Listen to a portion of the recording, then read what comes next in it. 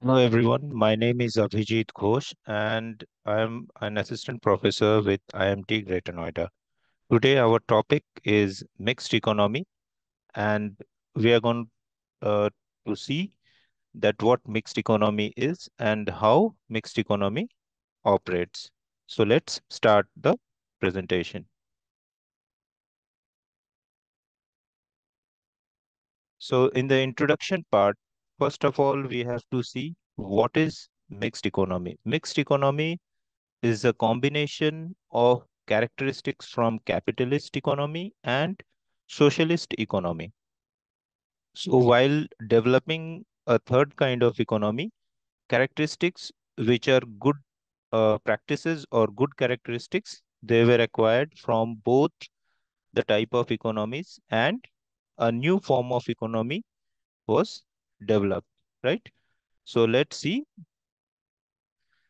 who coined the term mixed economy. The term was coined by Pat Mullins and it was supported by JM Keynes.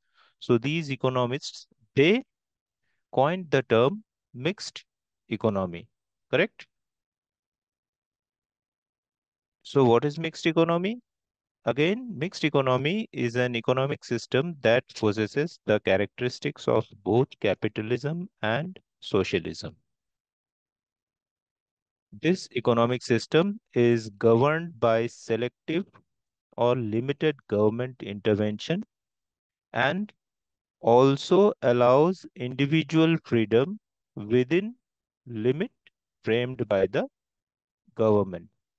So in this scenario, the government has limited role to play while it also creates certain frameworks and regulations for the players to participate and follow. So in mixed economy, government role we have discussed. Now India officially adopted mixed economic policy through Industrial Policy Resolution of 1948. So just after independence, India was very clear what kind of economic system it is going to put forward, right?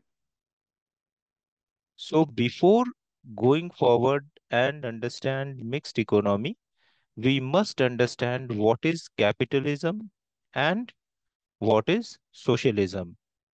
What is capitalist economy has and what is socialist economy has. And we are going to learn this through five selected parameters of our choice to make things clear and easier to understand. So number one is asset ownership, two is consumer prices, three is production motive, fourth is efficiency, and fifth is health services. So let's see what are the differences. So first of all, we'll take one point or one criteria at a time. So for asset ownership, if we see what capitalism says is that a system where private entities control the factors of production like labor, natural resources, or capital goods. So in capitalism, private entities control the factors of production, right? But in case of socialism, a system where the factors of production like labor, natural resources, or capital goods are under the control of the government. So here government controls the factors of production. Second is consumer prices. So in capitalist economy, the demand and supply forces influence price of the goods and services, right? So in place of central planning, the forces of market determines the prices through demands and supplies. In case of socialist economy, the price of goods and services is under the government's supervision and control. So in this case, government controls the price and it supervises the fluctuations in the market, correct? So what is the production motive? In capitalist economy, Since the factors of production are controlled by private entities, prices are influenced by the market forces. So the production motive is to earn profit. The main motive of production of goods and services in capitalist economy is to earn profit. Correct? Now, in case of socialist economy, the main motive of producing goods and services is the welfare of the general public. So, government will decide which all products, which all services to be produced, which is for public welfare. General public welfare or general welfare of the public is utmost importance here. So, what is efficiency? Free market competition encourages efficiency and innovation. In capitalist economy, free market competition is there. It encourages efficiency and innovation because competition is fierce and more efficiency is needed and more technological innovation is required to keep yourself one step ahead from the competitor and to streamline your process, optimize your resources, and to earn maximum profit. In case of socialist economy, government-owned businesses have less incentive for efficiency and innovation. Since government controls all the factors of production, the products or services are produced for the welfare of the general public. So, competition is not available and incentive for efficiency and innovation is also very low or non-existent. Now, the fifth part, that is health services. In capitalist economy, healthcare services are provided by the private sector. In case of socialist economy, healthcare provided free or subsidized by the government. So here for the public welfare and greater good, the healthcare services are provided free or subsidized. India also follows this aspect very vigorously. That is why you see the best of the medical institutions in India are providing healthcare services free of cost or at a highly subsidized rate to the common people, even to the poorest of the population. AIMS, Safdarjung, there are certain examples that lies around us in Delhi NCR region. So each and every state has that kind of healthcare facilities run and promoted by the government. So now, after covering mixed economies, primary factors, that is capitalist economy and socialist economy, now we are in a position to understand mixed economy characteristics. Before going to the theory part, a simple image is there in the presentation which shows that a chef is trying to create a dish and the ingredients he is trying to mix is private and public, and the dish is economy. So he is trying to mix different ingredients and to get the best taste out of those ingredients in the dish that he is preparing. So in a way, we are trying to understand that how different entities contribute in the economy as per their best possible characteristics. Correct? So for mixed economy characteristics, first one is coexistence of public and private sector. Under mixed economy, the public and private sector participate jointly for the development of the country, right? So here the resources of the country owned and used by both government and private industrialists. Public and private sector are expected to work on cooperative basis in certain fields of production. For example, very recently, Tata, in participation or in collaboration with DRDO, has launched a defense satellite. So DRDO is a public sector organization. Tata is a private sector player. Correct? So the next point is economic planning. So since we have seen that in socialist economy, economic planning is done by centralized planning authority whose main role is to lay down various targets and objectives in the plan for growth of economy. So in mixed economy, Government of India here, if we take an example, through Niti Aayog, earlier it was Planning Commission, lay down various targets and objectives in the plan for growth of economy. Third is freedom and control. Mixed economy ensures the individual freedom regarding production, distribution, and exchange of goods and services. Right? Individuals can own property and can have any occupation under the selective and effective government intervention. Right? Now, the fourth part is dual objectives.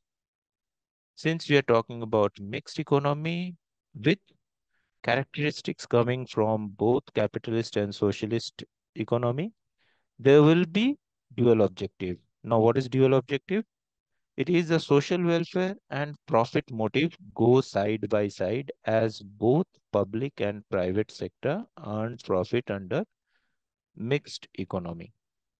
The public sector operates with the motive of social welfare, such as providing employment, offering social security benefits to support the poor section, and the private sector, they are more efficient in creating expertise, innovation, technology intensiveness.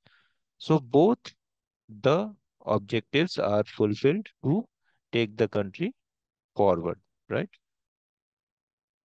Now, since we are discussing that what the mixed economy is, their characteristics, so we must also know what are the merits and demerits of the economic system, which is known as mixed economy. So the first one is merits. So what are the merits? The merits are best allocation of resources. The prominent features of mixed economy, such as individual freedom, dual price mechanism, presence of competition between public and private sector, leads to efficient utilization of the resources. Second is general balance. As from the term it represents, public sector remain focused on availability of basic infrastructural facilities, and with result of that it directs the private investment as per targets laid down in the central plan. Right? Public sector remain focused in availability of basic infrastructure development and facilities so that the private entities can bank upon those facilities and take the growth forward in terms of production services through those infrastructural facilities. Now, third one is adequate freedom and control. Consumers are free to dispose their income in a manner they want, although government try to influence consumer decisions through monetary and fiscal policies.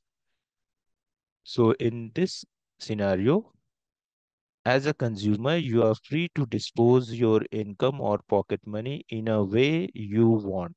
Although government play a major role, try to influence consumer decisions through monetary and fiscal policies as per the economic system or economic health of the country. Right. The fourth point is rapid economic development. Now, why rapid economic development? It symbolizes a more of a holistic growth. Public ownership of means of production is for economic growth and social justice. The private sector, which possesses adequate resources, expertise, and experience, is for economic growth in a more faster pace, capital generation. So both sectors are important, right? So when we know that there are merits, there must be certain demerits, and we must know them to overcome their effects. So what are the demerits? Now the demerits are cooperation between the two sectors are sometimes strained or under stress. So non-cooperation between two sectors, that is private and public sector. Why? Under mixed economy, the private sector is taxed heavily and various restrictions are imposed at times by the state, while the public sector procure subsidized inputs. So in this case, the competition become unequal. The private sector is paying more in terms of the resources as compared to the public sector.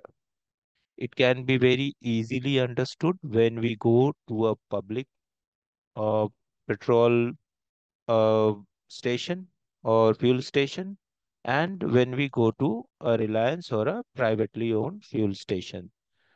The variation in the price is a reflection of the subsidy that state-owned companies enjoy. Fear of nationalism. Now, government monitors the profit level of private enterprises. The fear of government policy to nationalize private enterprises at times create jittery among the private players. An example that we can see is Air India.